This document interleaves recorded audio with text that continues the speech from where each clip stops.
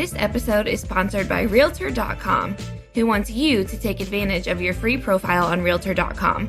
By claiming and completing your free profile, adding a photo, and all of the information that puts you head and shoulders above the competition, you're on your way to receiving free leads, helping search engines find you, and staying top of mind with past clients. To learn more about claiming your free profile, go to Realtor.com/profile.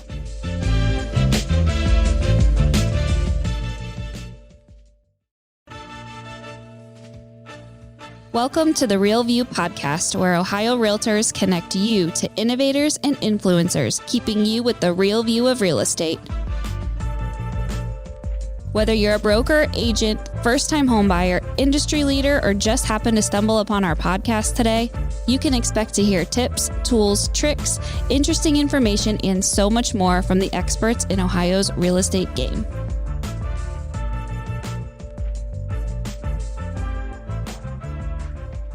Hi, everyone. Welcome back to the Real View podcast. I am your host, Allison Wiley. Joining me today is our special guest. His name is Brent Lancaster. He is broker owner of his own real estate company, Brent Lancaster and Associates. He is also president CEO of one of the nation's oldest real estate schools, the Bob Brooks School of Real Estate. Brent, welcome on to the show today. Thanks, Allison. It's great to be here. Yeah, we're super excited to be having you on. And I know you come on and you talk to Ohio Realtors numerous different times. You've hosted CE classes for us, and we're going to talk a little bit more about this world of real estate economics, what it means. We know how much goes into real estate transactions, a real estate piece of property, and we're going to dive into all that and just get a good pulse check on where we stand today, what we can expect in the future, and what our agents should be paying attention to. But before we get started on that, Brent, I'd like to learn a little bit more about you. Could you tell us about you, your career journey, how you got started in real estate? Tell us what's led you to where you are today. Well, I'd love to, Allison. First of all, thanks for having me. It's great to be here. Second of all, the good news is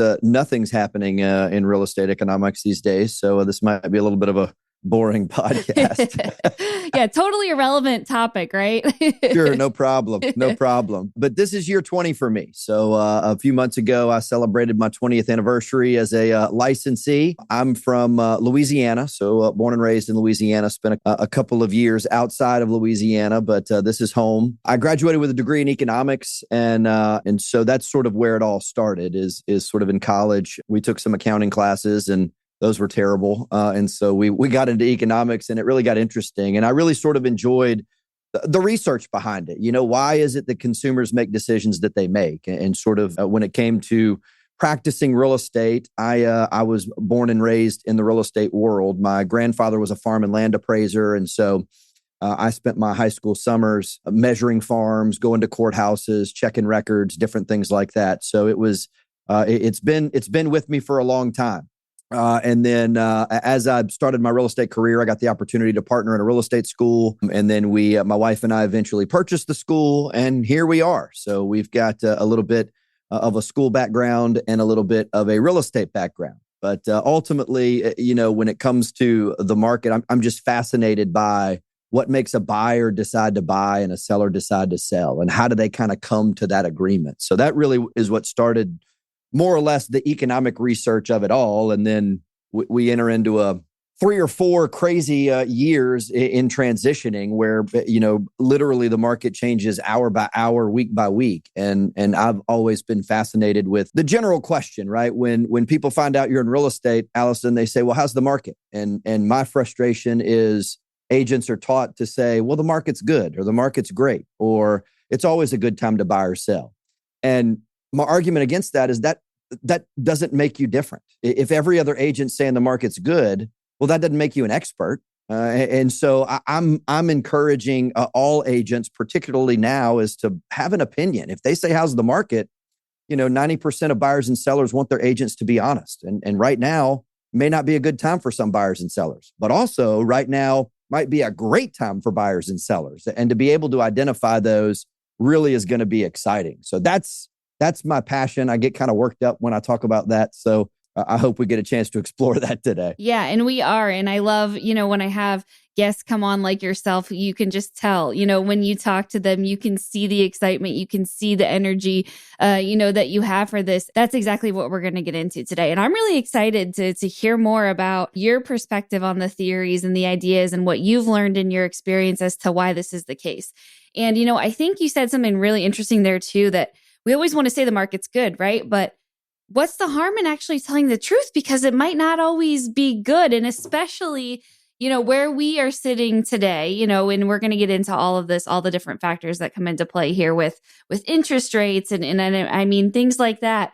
From your perspective, where are we standing today? What are you seeing kind of as just where the market stands right now? Tell us a little bit about what we're in currently. Well, I think we're in a really interesting spot, and agents sit in a difficult position in the sense that you've got kind of two lines of thinking. The first one is, okay, what am I going to do from now to the end of the year? Sort of how am I going to get my business today?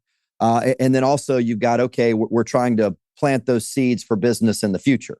And going back to what you said, being honest, what you're doing is, planting those seeds for the future, right? Somebody might want to buy and sell, but it may not be a good time today. Well, that doesn't mean that next spring isn't going to be a good time. That doesn't mean the next summer is going to be a good time. So, there's no harm essentially in saying, okay, well, now may not be a good time for you today, but when market forces shift, if interest rates go down, if equity goes up or anything like that, well, then all of a sudden we turn a would-be buyer into a buyer. And I think people appreciate that honesty. As far as where we are today, we're in a transition. For 3 years, for at least 2.5, 19, and then obviously the pandemic hit 2021 and the first 3 months of 22, this entire country was in the exact same market. You had crazy low interest rates. You had crazy low supply. You had buyers coming out of the woodworks. You had over and above asking prices and, multiple offers and all of that. And what's weird is everybody was experiencing that. You were experiencing in Ohio. I was experiencing in Louisiana, and every single group that I talked to was sort of in the same boat. As interest rates started to rise, sort of March, April of 22, you really started to see some buyers jump on the fence, pull out of the buying pool. You saw some sellers, starting to, I don't say panic, but days on market, I guess, increased. And so you kind of entered into October, November of last year is really when interest rates hit 7%. About mid-November of last year is when interest rates hit 7%. And that really scared some folks. And I remember October, November, and December of last year. And I was wearing gym shorts and my house was clean and my office was clean and everything was, perfect. But everything was perfect in my house, not necessarily in my real estate business, but obviously the market shifted. And it was right around that time where not every real estate market was the same. And so what was going on nationally was not necessarily what was going on locally. And that's really sort of where I think agents have the opportunity to differentiate themselves, because I just saw an article yesterday in our local publication that kind of talked about prices were falling. And while they're not wrong, they are a little bit deceiving in those instances, mainly because I know, and I can show you the graph because I track the market, that guess what happens to prices every year in October, November, December, and January? They fall. They fell during the pandemic. They fell in 2021, and they fell, in all of these other circumstances. So, yes, prices are falling, but they do it every single year. So having that market knowledge and being able to communicate that is really something. So I really kind of encourage agents to, number one, know what's going on nationally, but also compare that to their local market. Yeah, so important. And that just really brings, another layer of expertise into what we do, as real estate agents. Is there, a best way that you would suggest, getting updates on the current market, getting updates on where certain things stand? What would you suggest to agents as the best way to find out this information? And what are those go-to sources? I want to keep it simple. I'm not smart enough to remember number after number after number. So the three numbers really that I believe, if there's nothing else that an agent can do, the three numbers that I would track, and you can get them from your local MLS, are number one is closed sales. And that's not a number that I would talk publicly to buyers and sellers about, but from a business standpoint, closed sales are important to me, mainly because I want to know how we're doing. So for example, in my local market, closed sales is down 27%. Not great. However, it's all comparative, right? So I don't think anyone is surprised that there's fewer deals happening today than there were at this point in time last year. So number one, I look at that kind of in a business building standpoint. If the market is down 27% and I'm down 15%, well, I'm doing better than the market, right? And so when you start looking at that from a transactional standpoint, there's fewer transactions. But if I'm down less than the market, that means my market share is growing. My piece of the pie is growing. And so I think that that's kind of encouraging to some degree, but keeping track of your local closed sales just to see kind of where you are from a business standpoint is important. I think a lot of agents, when things get bad, they stick their head in the sand. And that's no way to run a business. The market's smarter than all of us, but ultimately, I think that if I know that it's down, at least I can prepare. All right. So what does that mean? The second number that agents need to track is inventory. What is the inventory going on in your local market? Because if you ask me, hey, how's the market? I can tell you that inventory today, right now, there's more houses available than there were at any point in time in 2023, 22, or 21, going all the way back to December of 2020. So what does that mean? Well, that's good news for buyers. If I'm looking to buy today, then buyers have more choices today than they have at any point since December of 2020. And so understanding sort of where inventory is, and on the flip side, a normal market, quote unquote normal, I kind of look at my numbers in 2019, right? We're still 50% less than we were in 2019. So sort of a 4,000-ish, 4,300 is typically what inventory looks like in 2019. Right now, we're at almost 2,700. So if I'm talking to buyers, you got more choices today than you have in the last 3 years. If I'm talking to sellers, then hey, we're still in a low inventory market. Not as crazy low as we were, but I mean, heck, we're still pretty low there. So closed sales is important, inventory is important, and then the final number is median home price, because median home price really is going to tell you sort of what that equity appreciation is going to look like. So the one thing that I have put in my brain is I have looked at median home price, and make no mistake, Allison, these numbers, I can pull these numbers in less than 10 minutes. And most of your MLSs, and I'm going to apologize to all the MLS administrators out there. If you're listening to this and you don't know, just write down closed sales, median home price, and inventory, and then call your MLS administrator and say, hey, I was listening to a podcast with a guy and he told me I needed these numbers, right? And they'll be able to pull it. They'll be able to show you. But at least in our MLS, I can pull data all the way back to 2012. But typically, I just look at 2019 to today. So for instance, if you were to ask me, Allison, and you're a buyer or a seller, or we're at a party or wherever we are, and you say, hey, how's the market? Basically, what I'll tell you is, well, I was running the numbers yesterday, and the median home price in Baton Rouge since 2019 has gone up $43,000, which basically means if you bought a home in 2019, you've got $40,000 more equity today than you did then. My next question is, when did you buy your home? Well, chances are they probably bought their home in 2010, 2012, 2015. They may have lived in their house since 1985. Well, guess what? I've already told them, I've already put $40,000 in their pocket, right? Well, now I'm going, well, 2010, holy smokes, you probably have a ton of equity. How about I run a CMA for you? How about we go ahead and sit down and talk about the equity appreciation? So it's a big difference kind of going back to the way we started. If every agent's going to say, hey, the market's good or the market's bad, or it's a great time to buy or sell, and I'm telling you that our market has appreciated $40,000 in the past 4 years, well, number one, I've differentiated myself. Number two, I've caused that method of, okay, we've got a contact outside of this conversation where I'm going to run a CMA for you. And then we can talk about the equity conversation as well, because, and I'm sure we're going to get into it, the number one question that every seller has, and your listeners have heard it and I've heard it, is, why in the world would I move if I'm sitting at a 2.75 interest rate?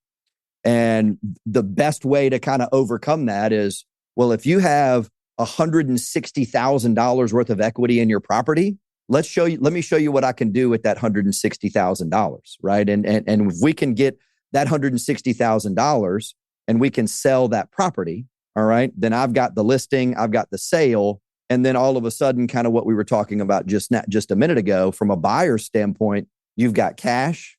There's no better time to buy than right now. I mean, yes, interest rates are high, but guess what? We've got more choices than we have. We've got sellers that are paying closing costs. They're buying down rates. And so you can show buyers and sellers how you can take that equity and use the advantage of that equity as a seller and translate that equity to use to your advantage as a buyer. So gone are the days of buyers and sellers just coming out of the woodworks because interest rates are low and supply is down. I think those agents that are going to spend the next 3 months, the next 4 months, really working to find the buyers and sellers, shaking loose those buyers and sellers, because now's a great time to buy for certain buyers. Now's a great time to sell for certain sellers, but it's just going to take a little bit of work. And the reality is some people are willing to put in the work and some people aren't. And if you're willing to put in the work, you have a chance to succeed.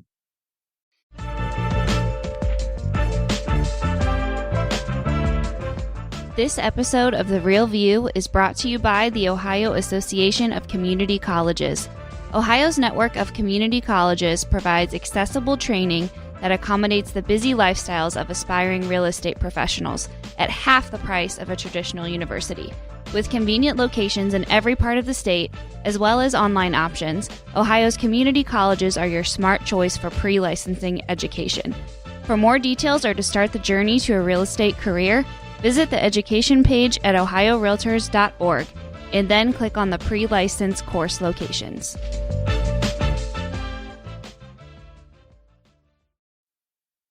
Yeah, and that's always, the main factor when we think about how agents are succeeding in times like this. It's possible, it's out there, you can make it happen, but you just, you got to work for it and you got to be willing to kind of, do more than, like you said, than just, the average person sees interest rates are at 2%. Yeah, let's go buy a house, But I do think that that's fascinating when we think about everyone's so fearful of these interest rates and they're the highest, that they've been in 23 years. And we see all the headlines, we see, all the news reports coming out about this. But because the home prices have increased so much in value, that it can almost offset that interest rate. If you're taking that equity and investing it, into a new home and taking that and moving your money that way, that, that interest rate really doesn't matter as much or really can be okay and still, provide a great opportunity for your sellers. And I think that that's really great to think about, as we try to counteract these negative headlines of interest rates and everyone kind of freaking out when they see, that sticker price, when it comes to what loans they're able to get. What other factors are you seeing that's impacting the way that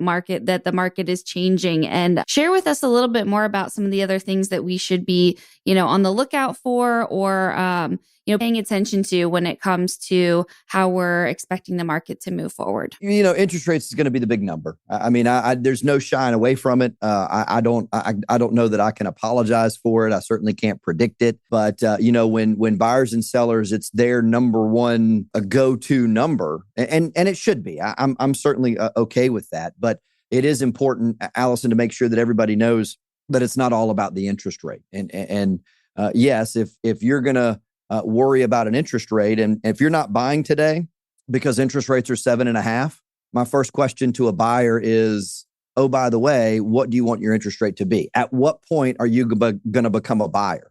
And I mean, you can phrase that in a much nicer way, but basically, hey, what do you want interest rates to get to? And that way you can kind of gauge their interest, right? Some of them are going to say, well, I want it at 2.75, and we can politely tell them that's never happening again in our lifetime. But if they, once it gets into the 6s, once it gets into the 5s, well, again, we've got some contact, right? We've got people that we know that they want to buy, but we're just need to wait for that interest rate to go down. So those are people that we're going to kind of put in our pipeline. We're going to continue to communicate with. We're going to at least let them know what those interest rates are. If somebody wants to be in the 6s, you can talk to your lenders. I mean, interest rate buy downs will work. I can get you into I can put you into the 5s in Baton Rouge, Louisiana. I can get you into the 5s for the first year. I can get you into the 6s for the second year. And if you think interest rates are going to go down, then we can refinance. So it's having a little bit more in-depth of a conversation as it relates to those things. But interest rates, They are what they are. And I think if everybody's going to focus on the interest rate, then we need to start thinking about that. The other part, Allison, and you said something when you said what's coming up into the future is, I think buyers need to be educated about sort of supply and demand. And so it's a fundamental principle. But for those of your listeners that were around in 2020 and 2021, they remember how fast the market is going to happen. So if I'm a buyer today and I believe that interest rates are going to go down, let's call it in the spring of 2024 or in the summer of 2024, if interest rates ever get in the low sixes and the fives, if you're a buyer, guess what? There's going to be a million other buyers as well. So if a buyer really is looking at a house and looking at choices now, when interest rates go down, what do you think is going to happen? We're going to be in low inventory, multiple offers, over and above ask. We're gonna shift back into that place that we were 2 years ago. So it's a matter of educating buyers, and they're going to say, hey, well, I'm just going to wait till the interest rates get into the fives, and then I'm going to be a buyer. It's important for agents to go, okay, well, if they get into the fives, guess what? There's not going to be this many houses that are available. You're not going to be able to negotiate with sellers anymore. There's a lot of us that still have the scars from that, right? I was working really hard in 2020. I was making a lot of offers. I wasn't making a whole lot of money because most of them got rejected, but we were creating a lot of offers. So for those of you that have been through that, that's going to happen again should the interest rate go down. Now, this is where, I'm a big fan of having an opinion. And this is the long-winded way to answer your question, Allison, is I do think interest rates are going to go down. I think that's going to happen. Realistically, I don't think it's going to happen this year. Given where we are, kind of given the next 3 months, I think real estate's going to be tough. It's going to be tough sledding in November, December, and even into January. And that's something that I was talking to some agents yesterday is we always plan to the end of the year. Check your numbers for January. Check your MLS for closed sales in January, because typically January is the lowest month. And just, I think from that standpoint, there's going to be a little bit of a survival aspect, which that's fine. I think it's going to be important.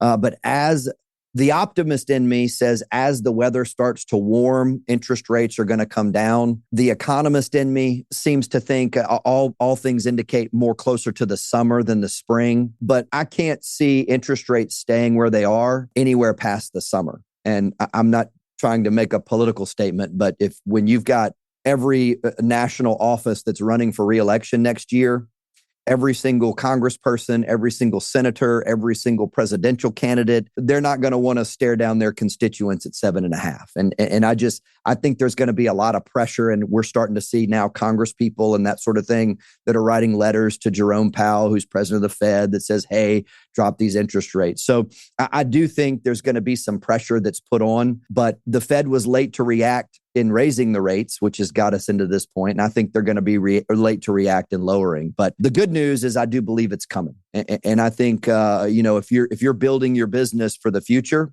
spring, summer, around this time next year, it's going to be super awesome. And then 2025 is going to be great as well. But I would say slow going first quarter, and then we're just going to ramp up from there. So, again, if you're not busy right now, then get busy planting those seeds for spring, summer, and that. So just because you're not getting busy today doesn't mean you can't plan for the future. That is refreshing news to hear, and something that, we've all been hoping for is that light at the end of the tunnel that, this isn't going to be this way forever. Let's ride it out for a few more months, and hopefully we start seeing some of those interest rates go down. So that's good news and exciting to hear, and also exciting to hear about the inventory. And I was so glad that you mentioned that, hey, we're actually doing better than we were. We're still not great, but compared to where we were, during the pandemic and in the past couple of years, things are improving on that side of things. I think that is really encouraging to hear as well, because I know that's been such a challenge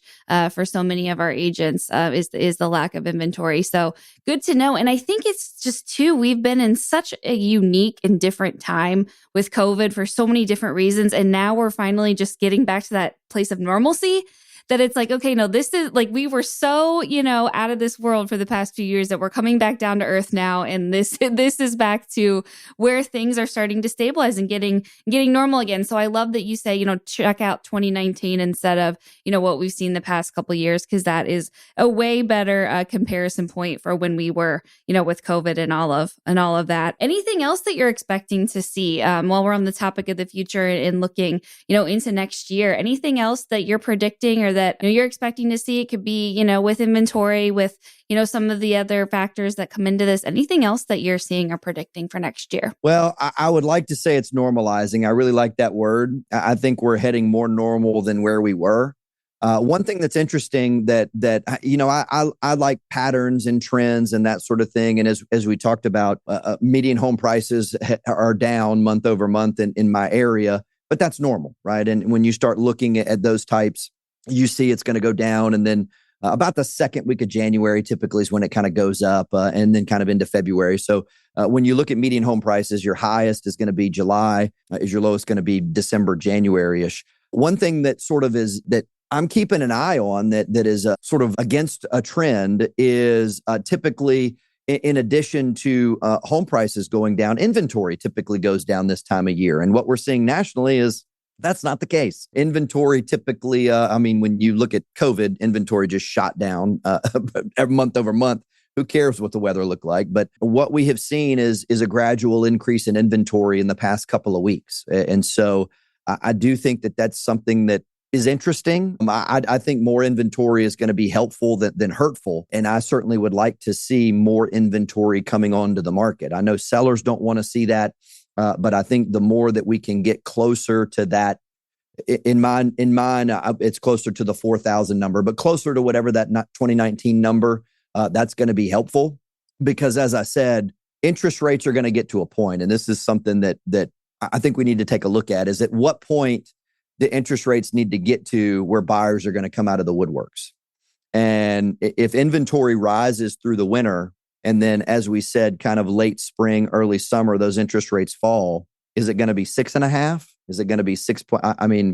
In my view, if they ever hit fives, I'm not going to say we're in trouble, but we could go back to 2020 days, right? And so I think, number one, you need to prepare your buyers for that. But number two, I want the inventory to be at a level to where the market can sustain that. Because the one thing that we don't want is a lot of people wanting to buy and there not to be a whole lot out there. So my hope is that inventory rises, and I think that's getting back to normal. But I also think at some point interest rates they're going to drop to a level where buyers are going to say, okay, here's where we are. And then Katie, bar the door.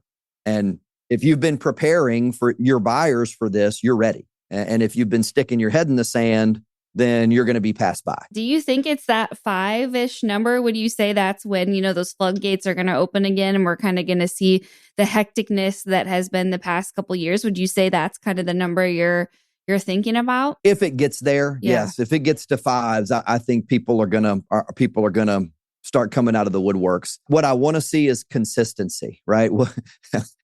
I don't care what the number is. I just want it to stay there for a minute. When you start looking at the interest rate trend, that's one of the things that we look at. You look at the interest rates in 20 and 2021, they're super low, but one thing that they were was stable, right? Everybody was in between 2.75 and 3.7. They were kind of in that area where it was crazy low. So there was some variation, but ultimately it was there. There was a period two periods in July of 2022 where in 30 days, the interest rate went up over a half point. So in 30 days, it was this crazy variation. And then a month later, it went through the exact same variation in 2 days, right? And so interest rates were going up so fast, so quick. That's kind of what made 2022 a little weird. And then now we're starting to see a little bit of a variation, but at least it's, yes, we're in the sevens, but we're steady in the sevens. So I think next year we're going to be in the sixes. Once we hit the sixes consistently, you're going to see a bump. Once we hit the low sixes, you're going to see a bump. And then we're going to into the fives. I think that's when everybody's going to get interesting. Things are going to get really interesting from a supply side when we hit the fives. So if I'm looking at buyers, I'm letting them know, right? That's something that I'm going to reach out, and it's great. I'm a big fan of having partners in the industry. I call lenders and title companies every week. And hey, what's going on? How many applications did you take? How many closings did you take? Or how many closings did you have? And I just think it's important to kind of keep a pulse on your lenders.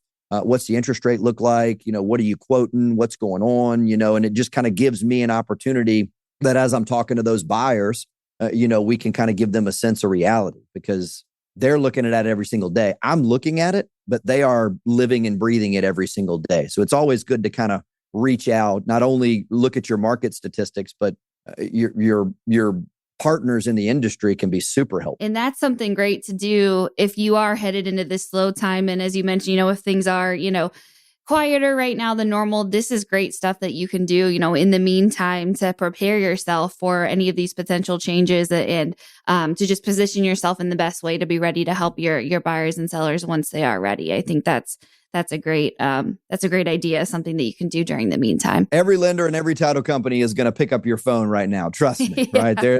They're not too busy. They're just as slow as you are. So they know exactly what's going on. Yeah, they'll gladly take some time to sit and chat with their realtor. So, Brent, this was so great. Thank you so much for coming on. Thank you for sharing your knowledge and expertise with us. This was super fascinating, and I know I learned a lot, and I hope that our listeners did too. So thank you so much for coming onto the show. We really enjoyed having you. Allison, this was a blast. Thank you so much. I really enjoyed it. Y'all have a great day. And to all of our listeners, thank you guys so much for tuning in. We'll be back with you next week. Thank you for listening to The Real View. That wraps up today's episode. You can keep up with the latest on the podcast at ohiorealtors.org/therealview and on Apple or Google Podcasts, Spotify, or wherever you listen. Have questions, comments, or suggestions? We want to hear from you. Email us at podcast@ohiorealtors.org. We'll see you next time.